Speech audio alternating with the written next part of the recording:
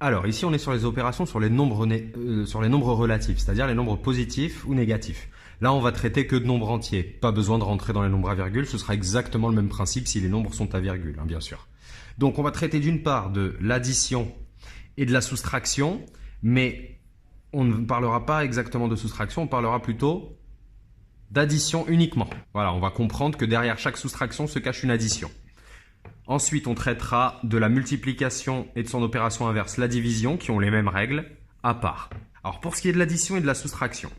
Alors, tout d'abord, on va prendre un exemple. Si on écrit 2 moins 3. Alors, ici, en réalité, on va considérer qu'on a une addition. On va considérer que c'est la somme de 2 et de moins 3. 2 moins 3, c'est tout simplement 2 plus moins 3. Autrement dit, ce qu'on va faire, c'est qu'on va prendre chaque terme avec son signe. On prend 2 et on prend moins 3. Donc, pas la peine à chaque fois de réécrire 2 plus moins 3. On va considérer que 2 moins 3, c'est 2 plus moins 3, juste en prenant 2 ici. Et en prenant, au lieu de prendre 3, on prend le signe qu'il y a devant, c'est-à-dire moins 3. Donc, c'est la somme de 2 et de moins 3. Alors, la règle, quelle est-elle? La règle, elle est simple. On doit prendre le signe du nombre qui a la plus grande distance à 0.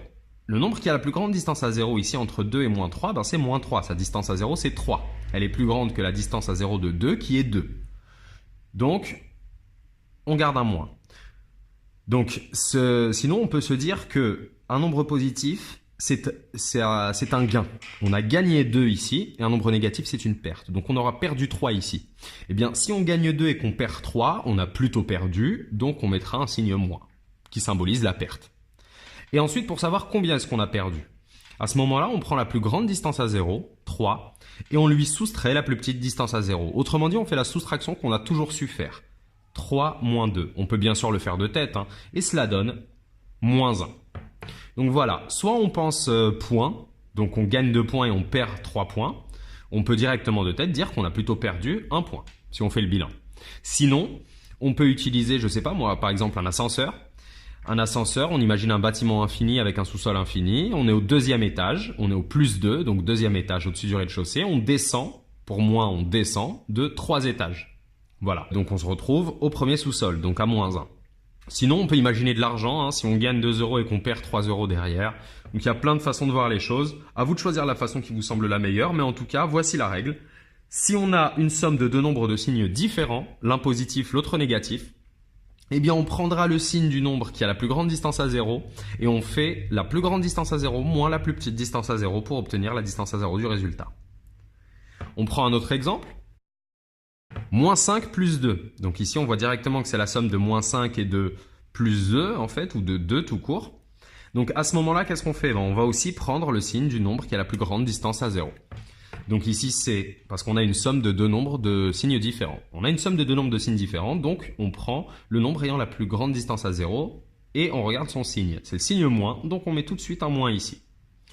Donc on a perdu 5 et on a gagné 2, on a plutôt perdu, donc on met un moins ici. Pour maintenant avoir la distance à 0, le nombre qui suit le signe, eh bien on se pose tout simplement la question 5 moins 3. On fait la plus grande distance à 0 qui est 5, moins la plus petite distance à 0 qui est 2. 5 moins 2, ça donne bien 3. J'ai dit 5 moins 3, pardon, non, c'est 5 moins 2, ça donne bien 3. Voilà, le résultat est moins 3. Sinon, toujours avec nos histoires de bâtiments, on est au 5e sous-sol et on monte, pour plus, on monte de 2 étages. Donc, moins 5e sous-sol, on monte de 2 étages, on se retrouve au moins 3. Sinon, si on a perdu 5 euros et que derrière on gagne 2 euros, on aura toujours perdu, mais un peu moins de 5 euros, 3 euros. Voilà. Autre exemple, moins 5 plus 6. Alors ça, bien sûr, puisque c'est une addition, on peut ce qu'on appelle commuter les termes. A plus B, c'est égal à B plus A. Donc ici, c'est le nombre moins 5 plus le nombre 6. On peut très bien dire que c'est 6 plus moins 5. Mais on a vu ici que plus moins 3, par exemple 2 plus moins 3, c'est 2 moins 3. Donc ici, 6 plus moins 5, c'est 6 moins 5. Et 6 moins 5, on se rend compte que c'est une soustraction qu'on a toujours su faire en fait. Ça fait tout simplement 1. Donc vraiment, les règles, en fait, elles seront valables pour ce genre de cas de figure et pour ce genre de cas de figure-là, c'est-à-dire quand le nombre qui est négatif est le nombre qui a la plus grande distance à 0. Voilà. Maintenant, dernier exemple, moins 2, moins 3. Là, on est dans le cas de figure où on a toujours une somme, bien sûr, une somme de deux nombres qui sont de même signe. On a la somme de moins 2 et de moins 3. C'est moins 2 plus, entre parenthèses, moins 3. Un peu comme on a vu ici, on avait dit qu'on prenait toujours chaque terme avec son signe. Donc moins 2 plus moins 3. Donc, ici, si on a perdu 2 et qu'on a perdu 3, ben on a plutôt perdu. Et qu'est-ce qu'on a perdu? Ben on a perdu 2 et 3. On a perdu 2 plus 3. On a donc perdu 5. Ici, la règle, c'est de garder le signe commun. Quand on a une somme de deux nombres de même signe, on garde le signe commun et on additionne les distances à 0. On additionne les distances à 0. Voilà. Je redonne un petit exemple comme ça pour voir si tu as bien compris. Donc, moins 10, moins 4. Combien ça fait? Eh bien, c'est la somme de moins 10 et de moins 4. Donc, le résultat est négatif. On a deux nombres de même signe, deux nombres négatifs. La somme de deux nombres négatifs est négative. Et on additionne les distances à 0. Ou bien, si tu te repères avec de l'argent, eh bien, si tu as perdu 10 € et que tu perds 4 €, ben derrière, tu auras perdu la somme de 10 et de 4 €. Tu auras perdu 10 € et 4 €, donc tu auras perdu 14 €. Voilà. On passe maintenant à la règle de la multiplication et de la division. C'est extrêmement simple là. Ici, la multiplication et la division, ce qu'il faut retenir, en fait, c'est une règle de signe, tout simplement. Si on a une multiplication ou une division de deux nombres de même signe, qui peuvent être donc tous les deux positifs ou tous les deux négatifs, le résultat est positif. Et si on multiplie ou qu'on divise un nombre négatif, un nombre positif par un nombre négatif, ou bien un nombre négatif par un nombre positif, le résultat est automatiquement négatif. On va appliquer tout de suite cette règle-là. Si on fait par exemple moins 5 fois 3, à moins 5 fois 3, on ne se pose qu'une question de signe. Un nombre négatif multiplié par un nombre positif, si les deux nombres sont de signes différents, le résultat est négatif. Et il ne nous reste plus qu'à multiplier les distances à 0, multiplier 5 et multiplier 3, ça donne 15. Si maintenant on décide de faire 5 fois moins 3, eh bien 5 fois moins 3, c'est exactement la même règle des signes. Un nombre positif multiplié par un nombre négatif, ou une multiplication de deux nombres de signes différents, le résultat est négatif. Et il ne nous reste plus qu'à multiplier les distances à 0. 5 fois 3, ça fait 15. On obtient le même résultat que précédemment. Que le moins soit sur un facteur ou sur l'autre, ça donnera le même résultat.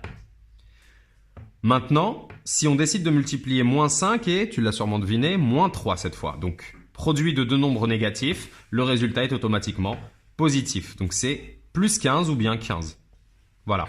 Pas la peine que je vous fasse l'exemple avec 5 fois 3. Vous savez que ça fait 15, bien sûr, et que le résultat est positif. On obtiendrait le même résultat si on faisait 5 fois 3, 15. Donc, on remarque ici qu'on a le même résultat, bien que les deux facteurs soient négatifs.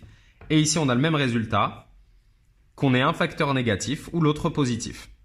Voilà. Maintenant, pour la division, c'est exactement la même chose. On va prendre, moins 120 divisé par 10. Moins 120 divisé par 10. Un nombre négatif divisé par un nombre positif. Si les deux nombres sont de signes différents, le résultat est négatif. 120 divisé par 10, ça fait 12. Et on obtient la même chose si on fait 120 divisé par moins 10, effectivement. Un nombre positif divisé par un nombre négatif, ça donne un nombre négatif. 120 divisé par 10, ça fait 12. Et si maintenant on fait moins 120 divisé par moins 10, eh bien moins divisé par moins, un nombre négatif divisé par un nombre négatif, ça te donne un résultat positif, attention. Plus 12, ou bien 12 tout court. Et enfin, si on fait juste 120 divisé par 10, bien sûr, ça nous fait 12. Voilà, donc encore une fois, on obtient le même résultat. Attention, juste une chose, à ne pas confondre la règle des signes de la multiplication et de la division avec la règle des signes pour l'addition. Ici, si on additionne deux nombres négatifs, le résultat est négatif. Mais si on multiplie ou qu'on divise deux nombres négatifs, ça nous donne un résultat positif. Donc, il faut vraiment faire attention à la nature de l'opération. Voilà, bon courage!